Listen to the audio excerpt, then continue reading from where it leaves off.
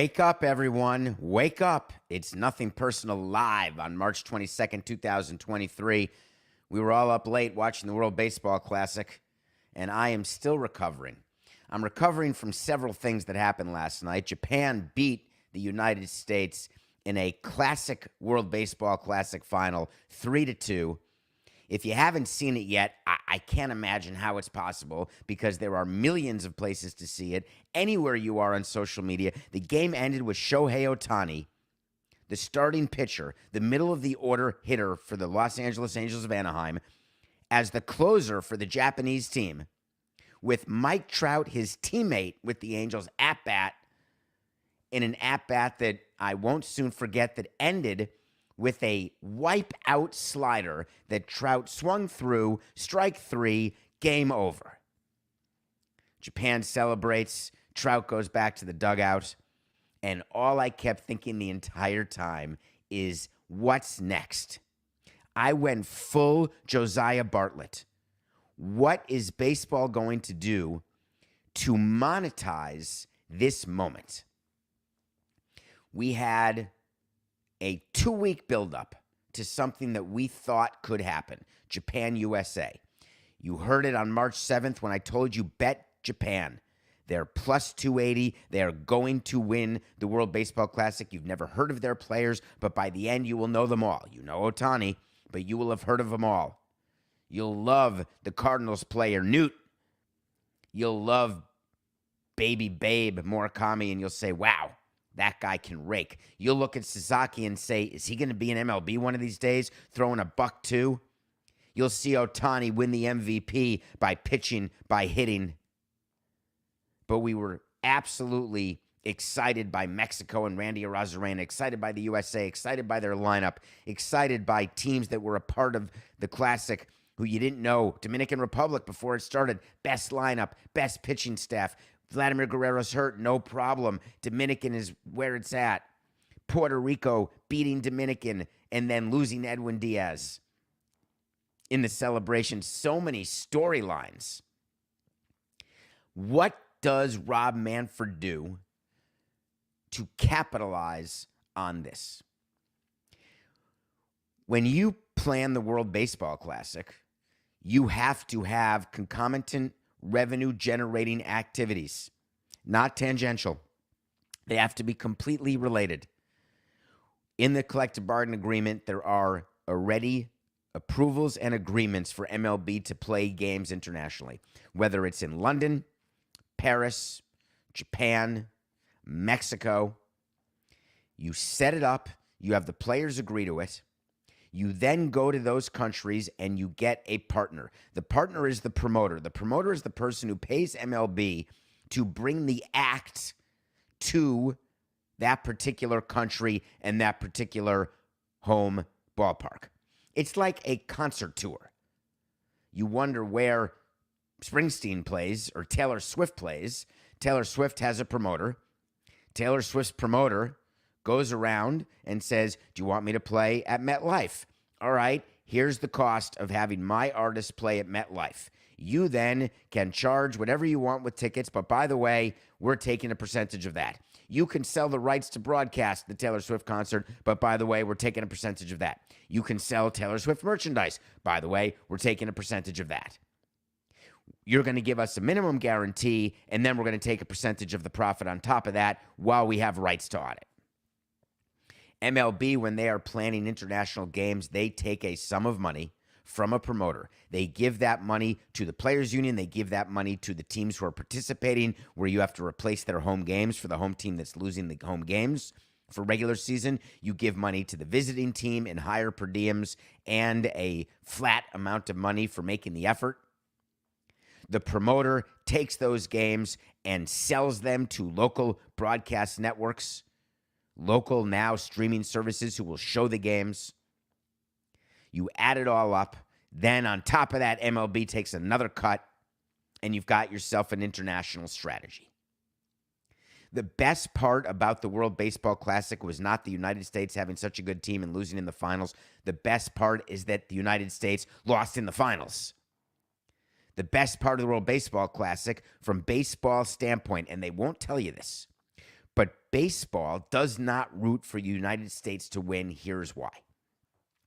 They are going for the globalization of the game. They're going for the incremental revenue, because when you look at the Fox broadcast deal and the extra money they get for the WBC, it's something, but the main money will come with the bigger broadcast deals in Japan.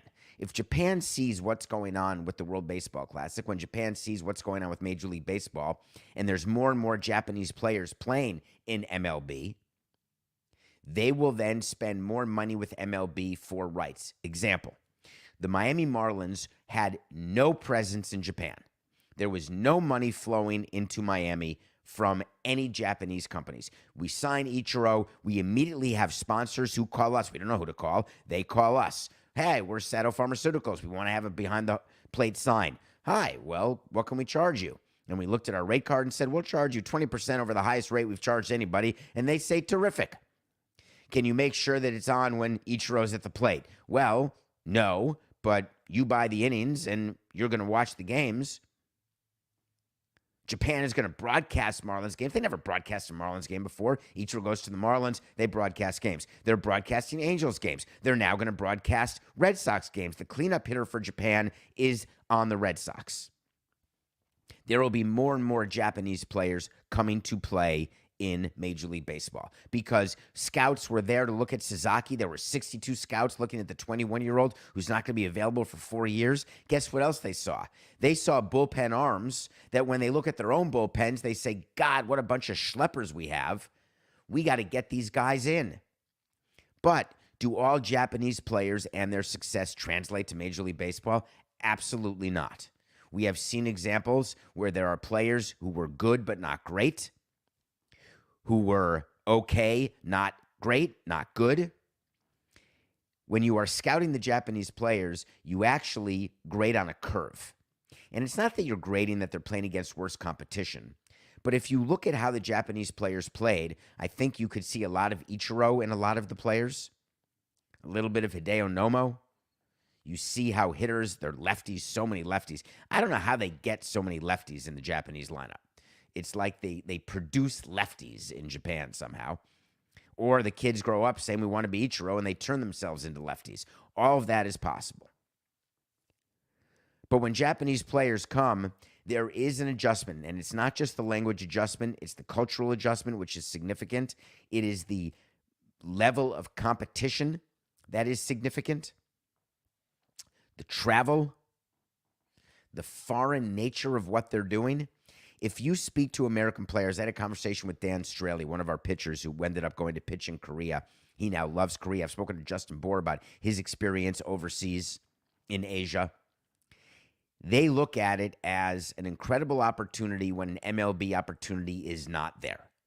Think about that mentality. Players go to Japan only when they feel they cannot get compensated the way they want to in MLB, or they can't even get a job in MLB. Trevor Bauer is the latest example. He's not signing for $4 million in Japan, saying my life's goal has been to play in Japan. Give me a break. By the way, what team did he sign with Nippon? The Nippon Ham team, Coca Bauer did? Because if he did, I believe that the manager of the WBC for Japan is the manager for that team. I don't know where I may have heard that. I may be totally mixing up two things. But either way, those guys go to Japan or they go to Asia because they have to. The Japanese players come to the USA and play in MLB because they want to. Because in Japan, they are gods. When they come here, it's different. You have to be at the Ichiro level, and even Ichiro in the States did not attain the level of insane celebrity that he has in Japan. He's the Beatles in Japan. He's the Rolling Stones in the United States. Shohei Ohtani in Japan is Beatles X, Beatles on steroids, and here in the United States, he's not even Taylor Swift. There was a big talk yesterday about all the social media exposure that WBC got. Shohei Ohtani went from 2 million Instagram subscribers to 4 million Instagram subscribers during the course of the WBC. Unbelievable. Doubled his presence on social media. 4 million people. You're saying to yourself, that's amazing. Baseball's back. Ohtani's the greatest. I got 2 words for you. Kyle Kuzma. Who? Who the hell is that? He's a player in the NBA with about 4.9 Instagram followers. Million. Is that possible that you've got an NBA player and an NBA league that is so far ahead of MLB in social media, that is so far ahead of MLB both internationally and domestically in every possible way? But a moment like this in the World Baseball Classic, it narrows the gap, and that's why the World Baseball Classic was started. We sat in meetings.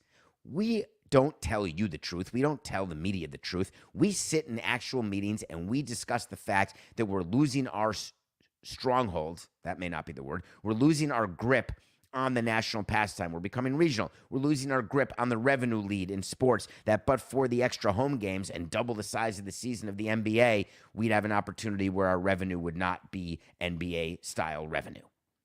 Losing in terms of how far behind we are to the NFL. Gaining revenue at a lesser percentage increased clip than the NFL is. We sit there, we know it. You think the tweaks to the game, the tweaks to the rules, going international, having a focus like this on the World Baseball Classic, do you think for a minute all of that is by accident? And it is not meant to narrow the gap domestically. It is meant to increase the gap internationally because MLB does have an advantage internationally. NFL is trying in London, not working great. NFL is trying in Germany, not working great. And the NFL is trying to catch MLB internationally, but MLB knows it can't catch NFL domestically. So what do? In your own business, in your own life, don't you try to make your strengths stronger and downplay your weaknesses? There's an old story before we get to the next topic. There's an old story. For our hitters, there are hitters who are really good fastball hitters, but they can't hit the spin very well. They can't recognize the spin. They just, for whatever reason, they can't deal with sliders away or breaking balls. When you look at what they do in the cage and what they focus on, they try to become even better fastball hitters. They take what they're good at and they try to become better. You do that in your own life. If you're good at swimming but not biking and running and you're training for a triathlon, you're going to swim more than you bike and run. If you're good at running and you're training for a triathlon, you're going to run more than you swim or bike. We all go to our strengths, but the most successful people make their strengths better, but they focus on getting their weaknesses toward the strength part of the dial. But it's hard. So you're Rob Manfred, and you know that you're trying to increase your globalization. You're trying to grow the game, grow the international revenue, make it so the international part of baseball can distribute more millions of dollars to each of the teams because that money is split 30 ways. What do? You pump up the World Baseball Classic, you then meet the media, and then you got to make sure that your comments are very, very pointed when you're asked the questions that you know you're going to be asked. And boy, did Rob Manfred get those questions. What was the first thing that U.S. writers were going to ask about the USA-Japanese game before the game started? First question, where are the pitchers? That's the first question. When you look and see who USA is sticking out there, they're starting Kelly. They're going on to Loop. They've got Devin Williams in the back of the bullpen. Ryan Presley didn't get a chance to get in the game. That's fine. The bullpen's decent. Where are the starters? Well, I'll tell you why the great American starters aren't pitching the World Baseball Classic, because the great American owners are saying to the great American commissioner, we have no interest in lending you our great American player. I don't care about the insurance. I don't care about any of it. I am not having a pitcher pitch in March in these leverage situations. Are you watching the games? It is a nightmare for executives. I tried to separate myself. I remember watching the 17 Classic with Stanton and Yelich, watching the USA win. Absolutely mortified that they were going to get hurt, knowing that we had a crack at doing something in 17, hopefully trying to rebound from the passing of Jose, trying to get one more year out of that team. seeing if we could hit and pitch. And you just don't want the injuries. And injuries have been such a big part of this World Baseball Classic that it's created this debate. Oh, the injuries can happen anywhere. Oh, owners are okay. They're not. So Rob Manfred actually had to give a quote saying, it's great the guys that we have, but I'd like to see pitching staffs that are of the same quality as our position players. It's sort of a little MF to the existing staff on the USA team. But the reason he said that is he's talking to owners. He actually gave the truth, which is having pitchers on the team requires buy-in from the teams. And to do that, we have to communicate with the clubs, but we can't just say that your pitchers won't get hurt. Rob Manfred is saying we've got to give them data and analytics. And here's the data that they have to give them, and they can't find it because it doesn't exist. Rob wants to give teams the data that supports the notion that playing in high-stakes games in March helps development. They're never going to come up with it. Now, I could come up with an economic study right now that says ballparks are great for surrounding areas, great for communities, and more public money should be put into sports teams all over the country. Give me one day, Samson and Coca will do an investigation and come up with an economic feasibility and an economic report that shows how great it is. Do I believe that MLB is going to come up with a report that shows that there is no correlation between WBC participation and injury, that there is a direct correlation between WC participation and readiness for April? But I'm going to listen to the players on this one. I'm going to listen to Ron Darling when he says, I love the WBC, but there's no way that I'm going to pitch in it. There's no way that I would have been that ready in March to have that type of stress on my arm. Look at what was going on with Shohei Ohtani in the ninth inning of last night's game. Look at how Kelly was pitching just to start the game. It looked like a playoff game. It felt like a playoff game. The reason why the playoffs are in October is because your body has had 6 months, not just to break down, it's the other way. It's had 6 months to train itself and to train its muscles and its tendons to the stress that they will be under on a day-by-day basis. No matter how many bullpens you throw, no matter how many exhibition games you play, it is completely different when the lights go on. Not because there's 35,000 people there versus 5,000. It's because when the stakes are higher, the body pays more attention. It's like an adrenaline issue. John Smoltz, the play-by-play, the analyst for Fox, calling the games, he talked about how important it would be for Ohtani as a starter. When he came in to close, he said one thing that Ohtani's better get right is you've got to slow your heartbeat down. He said, increase the RPMs, but make sure the heart rate slows down because you're not coming in for 6 innings. You're not settling into a groove. You are there to get 3 outs, period. That's why there's so few starters who can become such great closers. Dennis Eckersley, John Smoltz, they had this ability to have both gears. Shohei Ohtani hadn't closed a game, God knows how long, 8 years maybe. Maybe he was a kid the last time he got brought out of the bullpen. And so what happens when your body is at attention is that it causes you to do things with your arm that you otherwise wouldn't do in a spring training game. And that is to let loose on a first pitch, 101 mile per hour pitch to Mike Trout. By the way, that's the middle of the order bat throwing 101 to Mike Trout. All of the discussions about move the World Baseball Classic, play it during the summer, play the pool games in March, and then play the quarters and semis and finals during the All-Star break. Take 2 weeks off. Do what hockey does. Take the Olympic break. Rob Manfred was asked about this, just like you've all asked me about, and I've given you my answer. We chose March because it was the only possible time to get agreement, enough owners to agree, number one, and number two, enough players to agree. And it's not even a lot of players who have agreed. Players don't want to play in November. They don't want to play during their All-Star break. They want to break. And when the season's over, they want to be done. And you can't have non-playoff players playing in November because they will have been off for a month. So there's zero chance that the WBC can move. And Rob basically said it's true. He said moving the event to the middle of the regular season or the end, it's unlikely. We've talked about timing until your head hurts, Rob said. It's just there's no perfect time. We can't really do it during the playoffs because so many players would be down. We've talked about something in the middle of the season. I think on balance, although it's not perfect, this is probably the right place for it. Being the commissioner is hard. being an executive is hard because we know that we are promoting something that deep down in our bile that is not perfect.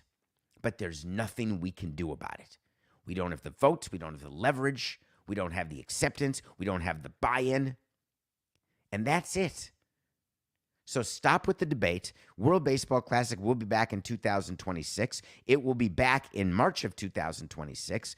It will be incredibly exciting to watch to see if Mexico can make it the final step, to see if the Dominican can make up for what happened, to see if Puerto Rico will have Edwin Diaz back. Let's not kid ourselves. Edwin Diaz will be healthy by then.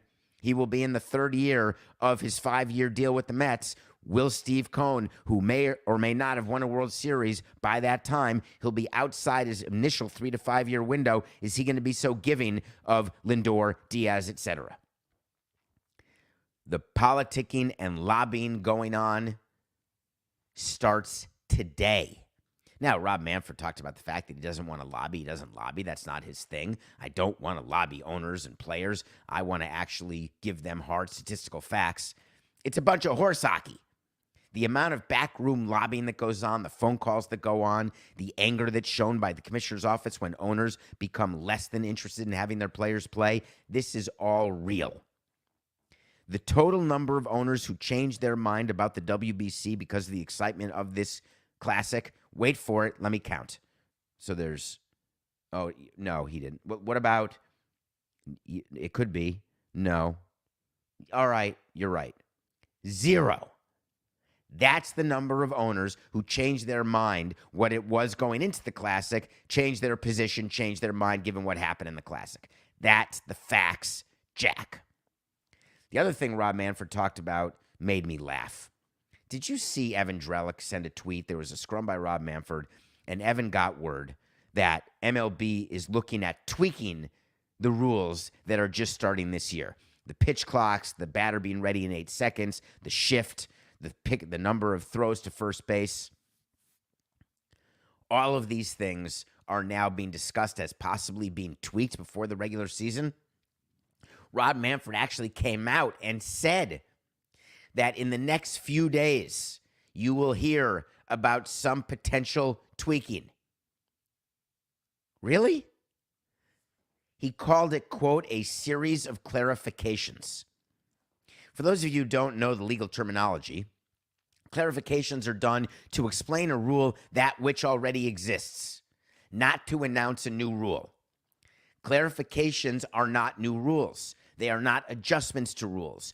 Clarifications are explaining to people why a rule is what it is. If he's going to change any of these rules, then don't tell us it's a series of clarifications. Tell us it's a series of adjustments.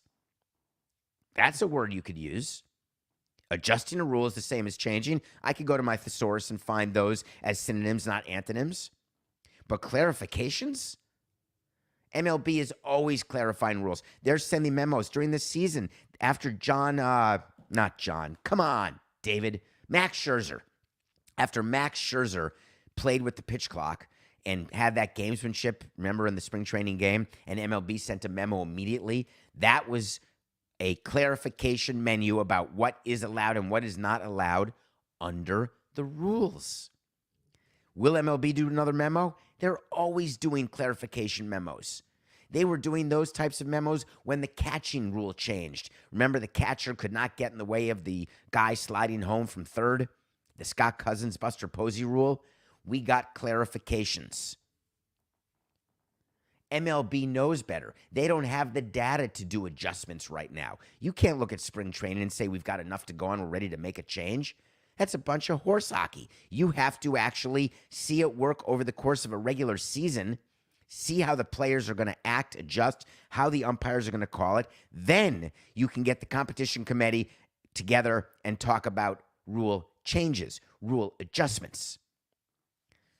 MLB and their lawyers, on-field operations department, they're going to come up with a clarification, all right?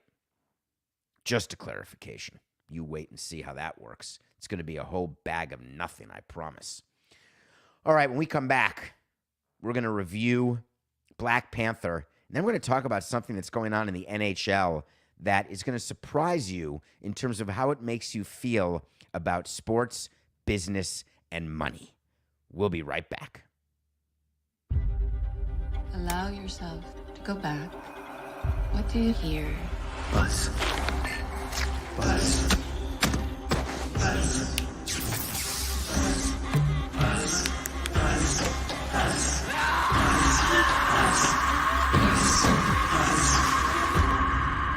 Kidnapping, cults, death. Your friendships are a little more complicated than most.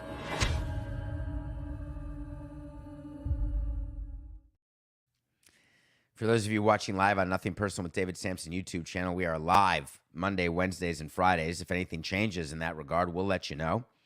We still release Tuesdays, Thursdays, because we're a daily 45-minute show. Tell your friends about us. Follow us. Rate, review, subscribe, enjoy. We love doing the show live. Wish we did it more. We should talk about that, Coca. I finally got to Black Panther, Wakanda Forever. I watched that because I meant to watch Angela Bassett. I had not seen it before the Oscars. I actually thought she'd win the Oscar. That goes to show me I voted for her without having seen the movie, which really pissed me off because it's one of the few categories I didn't get right on last Sunday. So I watched this movie, and all I kept thinking about was Chadwick Boseman and how they were going to honor him because the character dies, the actual actor dies. They've got to find a way to move forward because money's money. It's a series, and it makes money. The script, the running time was long. The script was tight. The acting was special. But Angela Bassett, she was fine. Nothing Oscar-worthy about her performance. I don't think that is a big epiphany at all. She's an incredible actress. It was really cool having her nominated as a Marvel character, being the first ever, but I wanted to know when was the Oscar moment. When people win Oscars, you can go to a movie and say, hey, there's that moment in the movie, that speech, that exchange, that dialogue. There were some heavy moments about Angela that she had to navigate through as it related to Chadwick, etc. But for me, it wasn't an Oscar-winning performance. It was an Oscar-nominated worthy performance. The movie itself, I'm glad I saw it because I watched the Marvel movies, but do I put it even in my top 10 of Marvel movies? I do not. Black Panther Wakanda Forever was worth the watch if you like that type of movie. But in terms of special, it was good.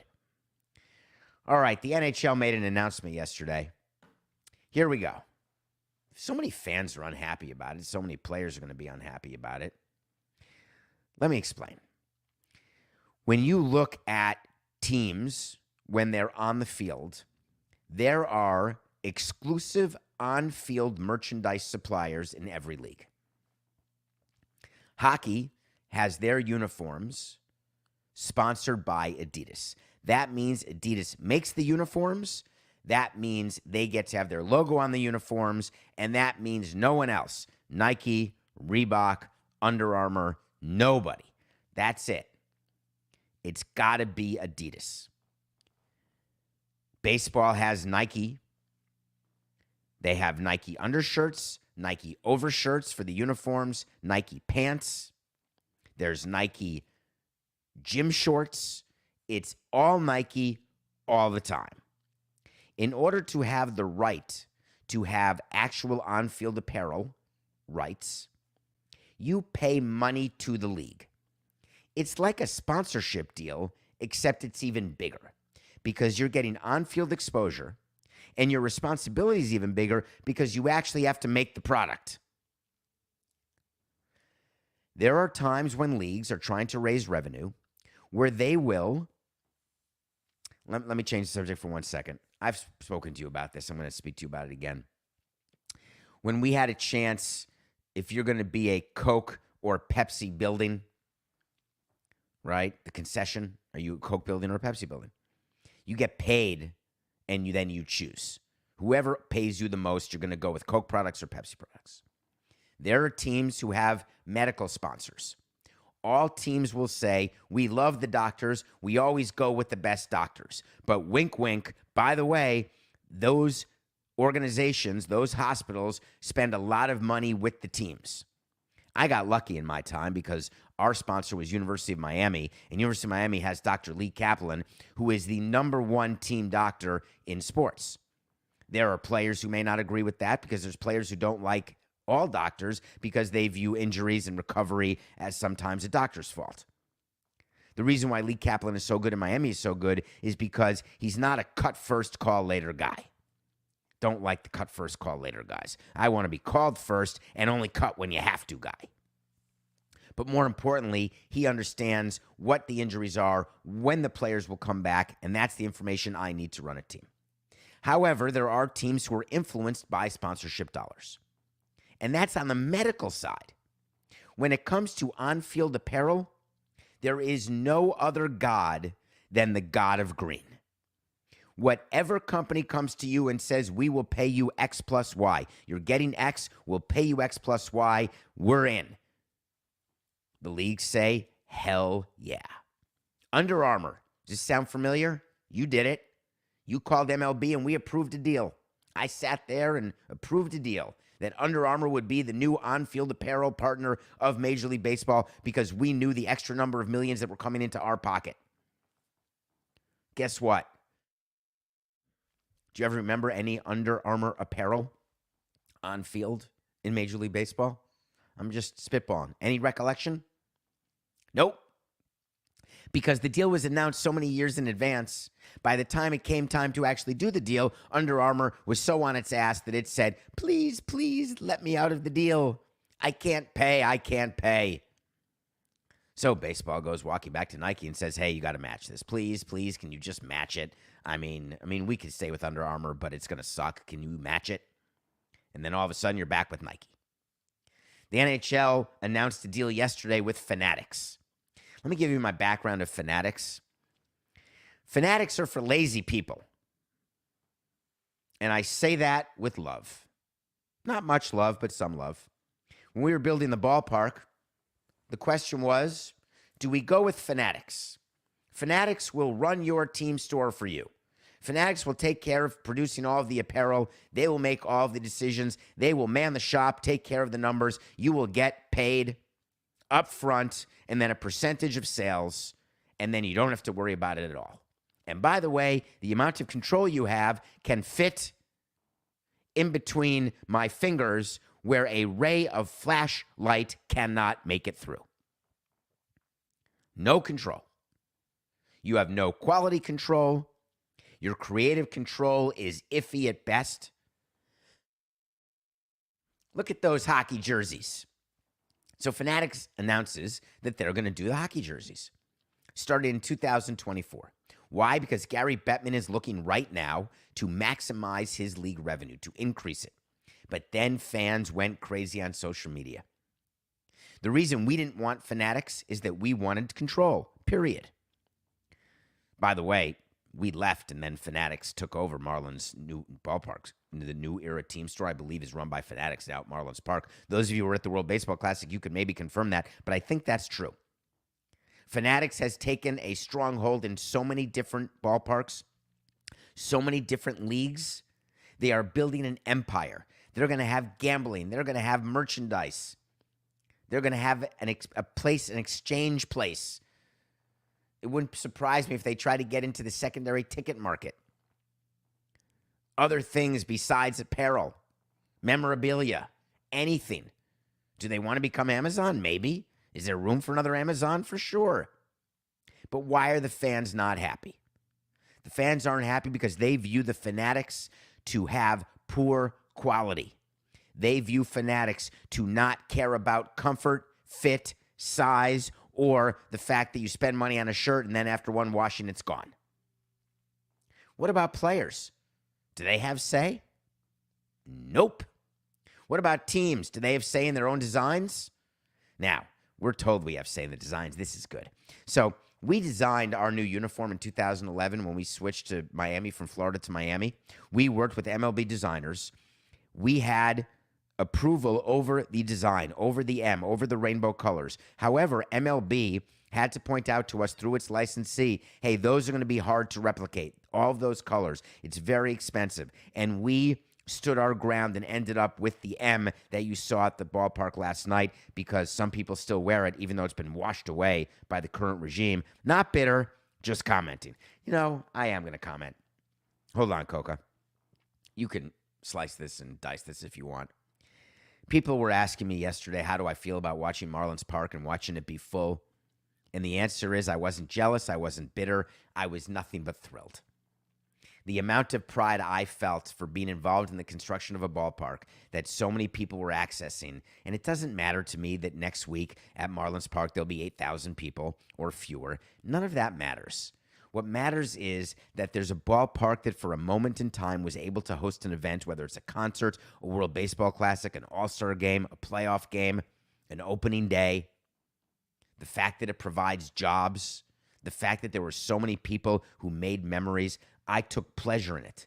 Not 1 ounce of bitterness. There was an ounce of wistfulness. I was thinking to myself what it would have been like to still be there, reminding myself of how great the 2017 World Baseball Classic was, where I was there running the team. But it was only the early round. It was not semis and finals. It's just a different feeling. And I hadn't had that feeling in a ballpark since Joel Osteen. So was I wistful? Yeah. Bitter? Absolutely not. So we have a chance to do the jersey design.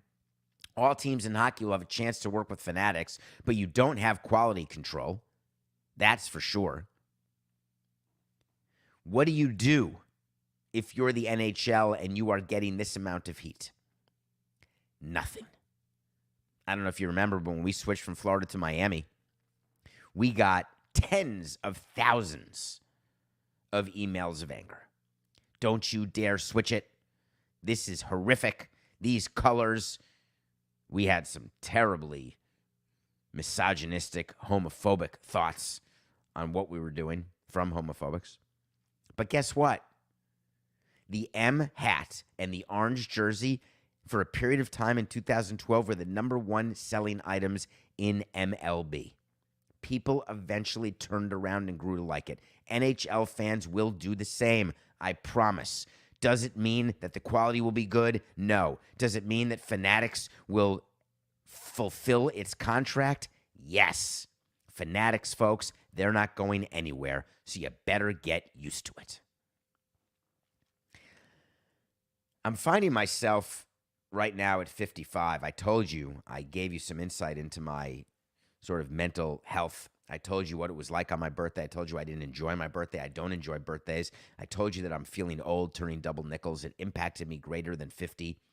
I'm beginning to get more and more alerts about people who are passing away, who I knew or who are a part of my life, who I viewed as peers. When people say, oh, this person died at 55, it seems on the young side, but not tragic, like when they're dying in their 30s. When people are dying at 80, I used to say, wow, that person's old, and now I say, my God, I'm around the corner. Now, you could say I've done a lot in 25 years, so I have another 25 years till I'm 80. 25 years ago is 1998. I hadn't even gotten into baseball yet, and think about what's happened in that 25-year time period. I get it. Believe me, I'm not stopping. I will still be going strong 25 years from now. That said, when the text alerts come, when people are passing away, or when I watch the in memoriam segments on the Oscars, it's impacting me. The text I got yesterday was crushing. Willis Reed, the captain of the New York Knicks, of the 2 championship teams of 1970 and 73, died at 80. I was introduced to Willis Reed. Play it. Look at me, Louie. I was introduced to Willis Reed by Red Halsman.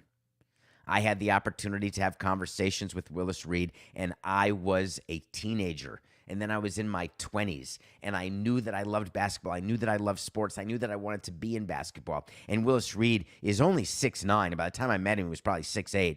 But I was tipping the ruler at 5'5", and I always liked sitting down during conversations because it felt strange having long conversations with someone when there's a neck issue, that it would literally hurt my neck. And Willis Reed taught me something because I asked him about the importance of the tunnel game. The tunnel game, go look it up. It's when he limped, he got hurt, and he limped there for warm-ups. He started the game and then was taken out immediately. It's sort of like what Draymond Green did for the last game of, or for the first game of Klay Thompson. Boy, I may have mixed that up, Coca. But do you remember when Draymond Green just took the court even though he was hurt and then immediately got taken out of the game because he wanted to be there when Clay came back? Whatever. If I got that wrong, I got it wrong. But I think that's what happened. So Willis Reed did something very similar to that, and his Knicks team picked him up, and they won a title. And it is known to Knicks fans as the moment in franchise history because ever since then, they haven't won a title. Ever since then, they've had some Patrick Ewing moments, but overall, it has not been what it was. So I'm talking to Willis Reed, and I was asking him, I was asking him about what it is to be a champion, because even then, before I was in sports, I had this dream of winning. I would watch all the champagne celebrations, wanting to one day be a part of it. Not thinking I ever could or would. Who would ever believe that you can have a dream that can come true? But you stay with it. You hope, you hope, you hope. And I asked Willis about it, and he said if he had to do it again, and I remember this, and I tried to do it in my life, and it's so damn hard. If I had to do it again, I would have been more present. He was the one with Red Holzman who talked to me about being present. And I'm the one who violated it, who went through a 2003 World Series championship and barely has memories of the parades or memories of the moments, only a few moments, who went through the World Baseball Classic, the All-Star Game, the sale of the team, so many things that I've done where I've tried to be present, trying to follow the words and the feelings of Willis Reed and failing him, thinking to myself and rationalizing, well, he couldn't do it either, so it's okay that I didn't do it. I'm done with that. I don't want to rationalize when I do things wrong because other people do them wrong. I don't want to rationalize being mediocre because other people are satisfied with mediocrity. I want it to be the other way. I want people to look at the extraordinary, to look at the greatness, to look at the ability to be a part of that moment of greatness like last night. Be a part of that moment of Ohtani facing Trout. Have it. Live with it.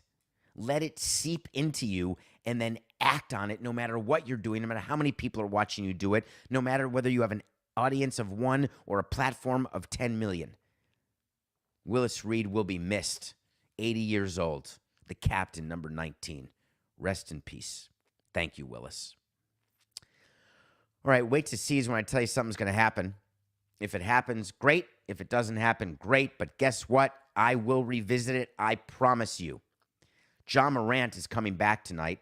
He's missed 8 or 9 games with the Memphis Grizzlies. Go to previous episodes. We've talked about John Morant, the fact that he had mental health issues. He's got off-the-court issues tremendously. He went to Florida, got better quickly. Adam Silver suspended him, and he's now eligible to come back. He was told what to say to the media, and he was pretty successful at it. He talked about the fact that he's got to get better. He's got to get smarter. That he's not totally better now, but it's a work in process. That he's a work in progress. There is some question about whether he will play tonight, whether he will come off the bench or start, and I say this for my wait to see. John Morant will play over 20 minutes against the Rockets tonight.